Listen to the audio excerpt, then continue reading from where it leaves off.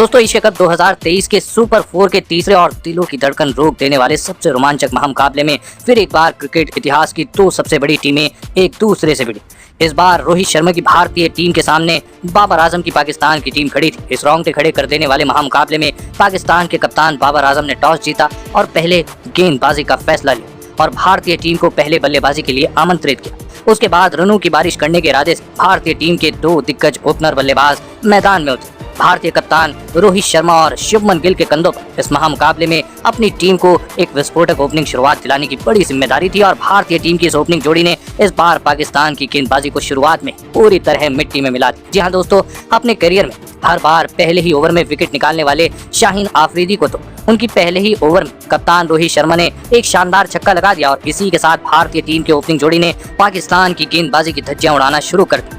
दोस्तों, भारतीय कप्तान रोहित शर्मा और शुभमन गिल इस मुकाबले में अपनी टीम के लिए शानदार बल्लेबाजी कर रहे थे। आपको बता दें कि भारतीय टीम के इन दो शेरों ने सेट हो जाने के बाद पाकिस्तान की गेंदबाजी की ऐसी धुलाई करी जिसे देखकर पूरा क्रिकेट जगत हैरान रहे। दोस्तों, कप्तान रोहित शर्मा और शुभमन गिल की ये जोड़ी इस मुकाबले में पाकिस्तान के किसी भी गेंदबाज को नहीं छोड़ रही थी। देखते ही देखते दोनों के बीच अर्धशतकीय ओपनिंग साझेदारी भी पूरी हो गई।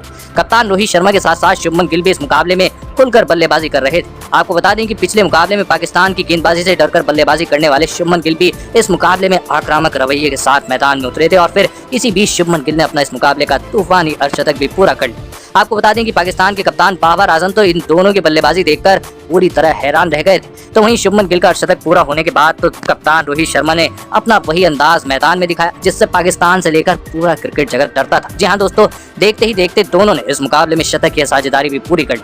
अब कप्तान रोहित शर्मा अपने अर्धशतक की तरफ आगे बढ़ रहे थे और फिर पारी के 15वें ओवर की पहली ही गेंद पर पाकिस्तान के उप कप्तान शादाब खान को कप्तान रोहित शर्मा ने एक ऐसा अद्भुत छक्का लगा दिया जो सीधे मैदान के बाहर पहुंच गया और इसी के साथ कप्तान रोहित शर्मा ने अपना इस मुकाबले में अर्धशतक पूरा कर लिया। आपको बता दें कि कप्तान रोहित शर्मा की बल्लेबाजी देखकर खुद विराट कोहली तक तालियां बजा रहे थे। कप्तान रोहित शर्मा और शुभमन गिल ने मिलकर लगभग पारी के 16वें ओवर तक बल्लेबाजी करी और अपनी टीम के लिए 121 रनों की शानदार ओपनिंग साझेदारी बनी। जी हाँ दोस्तों, लेकिन फिर शादाब खान ने सेट हो चुके भारतीय कप्तान रोहित शर्मा को फहीम अशरफ के हाथों कैच आउट करा दिया। आपको बता दें कि कप्तान रोहित शर्मा 49 गेंदों में 56 रनों की शानदार पारी खेलकर आउट हो।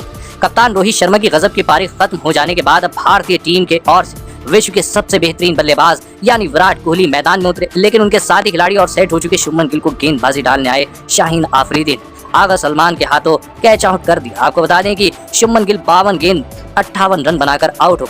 एक बेहतरीन ओपनिंग साझेदारी के बाद भारतीय टीम के दोनों ही सेट बल्लेबाज आउट हो चुके थे। पाकिस्तान की गेंदबाजी के पास यहां से वापसी करने का बढ़िया मौका था, लेकिन अब अपनी चोट से वापसी कर रहे केएल राहुल विराट कोहली का साथ देने मैदान में उतरे और फिर विराट कोहली और केएल राहुल ने भारतीय पारी को जी हाँ संभाल लिया। आपको बता देंगे लेकिन तभी मैदान में बारिश शुरू हुई जिसने खेल का बहुत समय जाया किया, लेकिन बारिश खत्म हो जाने के बाद मैदान गीला होने की वजह से मुकाबला वहीं पर रोका गया और फिर यहीं से मुकाबला अगले दिन यानी आज रिजर्व डे पर खेला गया, जहां पर फिर एक बार विराट कोहली और केएल राहुल बल्लेबाजी करने मैदान में उतरे और फिर एक बार विराट कोहली और केएल राहुल धीमी शुरुआत के बाद पाकिस्तान की गेंदबाजी के सामने डटकर बल्लेबाजी करी। बार बार मुकाबला रोका जाने की वजह से दोनों ही खिलाड़ियों को सेट होने में दिक्कत आ रही थी और ऐसे में पाकिस्तान के गेंदबाज अपने आप को भारतीय बल्लेबाजों से बढ़कर समझने लगे थे। लेकिन ऐसे में विराट कोहली और केएल राहुल ने पाकिस्तान की गेंदबाजी के घमंड को चकनाचूर कर दिया और ऐसी अविश्वसनीय बल्लेबाजी करके दिखाई जिसने पूरे क्रिकेट जगत को हिला कर रख दिया। दोस्तों, सेट हो जाने के बाद दोनों ही खिलाड़ी पाकिस्तान की गेंदबाजी के लिए सबसे बड़ा खतरा साबित हुए।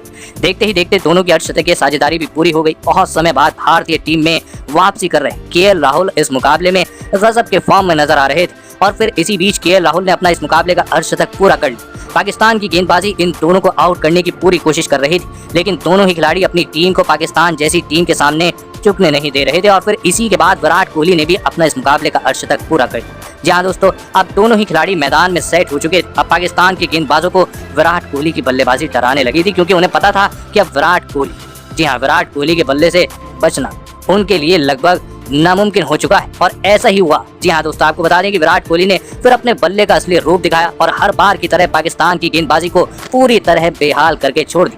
दोनों की इसी बीच 150 रनों की साझेदारी पूरी हो चुकी थी और बड़े बड़े गेंदबाजों से सजी पाकिस्तान की गेंदबाजी अब विराट कोहली के सामने मामूली साबित हो रही थी। लेकिन अब दोनों ही खिलाड़ी अपने शतक की तरफ आगे बढ़ रहे थे और फिर पारी के 37वें ओवर में केएल राहुल ने अपना इस मुकाबले का ऐतिहासिक शतक पूरा किया। केएल राहुल की इस पारी ने मैदान में बैठे हर एक भारतीय दर्शक को गर्व से ऊंचा कर दिया। तो वहीं अब विराट कोहली की बारी थी और फिर विराट कोहली ने भी शाहीन अफरीदी के 48वें ओवर में 1 रन तोड़कर अपना इस मुकाबले का सबसे बड़ा शतक पूरा किया। तो वहीं इसी दरमियान विराट कोहली सबसे तेज 13,000 रन बनाने वाले खिलाड़ी भी बन गए, लेकिन अभी भी काम पूरा नहीं हुआ और फिर अंत में विराट कोहली ने अपने बल्ले से गजब की बल्लेबाजी करके दिखाई और विराट कोहली ने इस मुकाबले में 94 गेंदों में 122 रनों की अद्भुत पारी खेली। तो वहीं केएल राहुल ने 106 गेंद में 111 रनों की शतकीय पारी खेली और अंत में आखिरी ओवर की आखिरी गेंद पर भी एक शानदार छक्का लगाते हुए विराट कोहली ने भारतीय टीम को 356 रनों के स्कोर तक पहुंचा दिया। उसके बाद भारतीय टीम से मिले 357 रनों के विशाल लक्ष्य का पीछा करने पाकिस्तान के 2 दिग्गज ओपनर बल्लेबाज मैदान में फखर जमां और इमामुल हक के कंधों पर इस महामुकाबले में अपनी टीम को एक विस्फोटक ओपनिंग शुरुआत दिलाने की बड़ी जिम्मेदारी आ चुकी थी। लेकिन भारतीय गेंदबाजी कुछ और ही मंजूर था और भारतीय टीम के सबसे बड़े गेंदबाज यानी जसप्रीत बुमराह ने पारी के 5वें ओवर में इमामुल हक को शुभमन गिल के हाथों कैच आउट करा दिया। आपको बता दें कि इमामुल हक 18 गेंदों में 9 रन बनाकर आउट हो गए।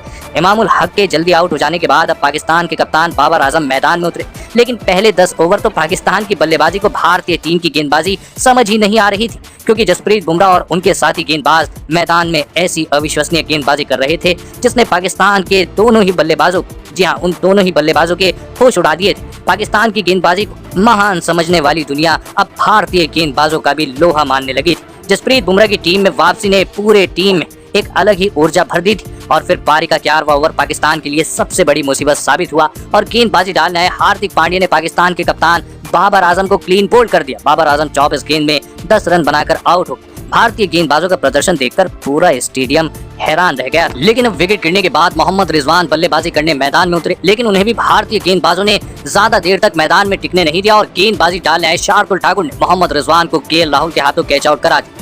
आपको बता दें कि मोहम्मद रिजवान 5 गेंद में सिर्फ 2 रन बनाकर आउट हो गए। अब पाकिस्तान की बल्लेबाजी बहुत ही बड़ी मुसीबत में फंस चुकी थी। भारतीय टीम का हर एक गेंदबाज पाकिस्तान के बल्लेबाजों को ज्यादा देर तक मैदान में टिकने ही नहीं दे रहा था। कप्तान रोहित शर्मा अपने गेंदबाजों से बहुत ही ज्यादा खुश नजर आ रहे थे, लेकिन अब पाकिस्तान की टीम की तरफ से आगा सलमान बल्लेबाजी करने मैदान में उतरे और फिर आगा सलमान और फखर जमान ने पाकिस्तान की पारी को संभालने की पूरी कोशिश करी, लेकिन फिर कप्तान रोहित शर्मा ने अपने सबसे महत्वपूर्ण स्पिनर गेंदबाज कुलदीप यादव को गेंद थमाई और कुलदीप यादव ने आते सेट हो चुके फखर जमान को क्लीन बोल्ड कर दिया।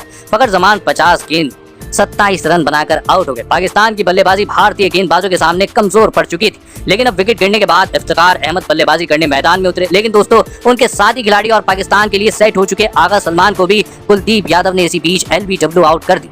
आगा सलमान 32 गेंदों में 23 रन बनाकर आउट हो गए। देखते ही देखते पाकिस्तान ने अपनी आधी टीम को केवल 96 रनों पर ही खो दिया था। कुलदीप यादव की घूमती हुई गेंदें पाकिस्तान के बल्लेबाज समझ ही नहीं पा रहे थे, लेकिन अब पाकिस्तान के उपकप्तान शादाब खान बल्लेबाजी करने मैदान में उतरे, लेकिन दोस्तों शादाब खान को आते ही कुलदीप यादव ने शार्दुल ठाकुर के हाथों कैच आउट कर दी। शादाब खान सिर्फ 10 गेंद में 6 रन बना।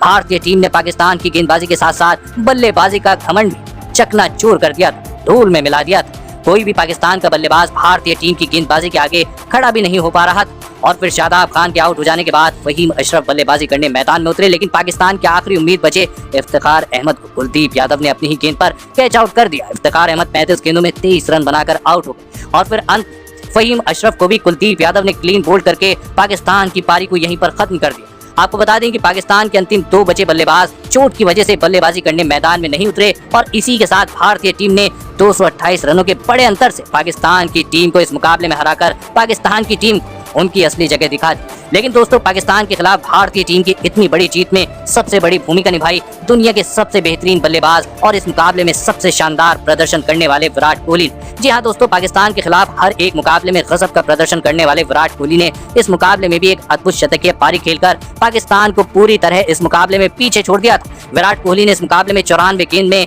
122 रनों की अद्भुत पारी खेली, जिसमें उन्होंने 9 चौके और 3 शानदार छक्के भी लगाए। तो दोस्तों विराट कोहली इस अविश्वसनीय बल्लेबाजी के लिए उन्हें 10 में से आप कितने अंक देना चाहेंगे? नीचे कमेंट करके अपनी राय जरूर बताइएगा। धन्यवाद।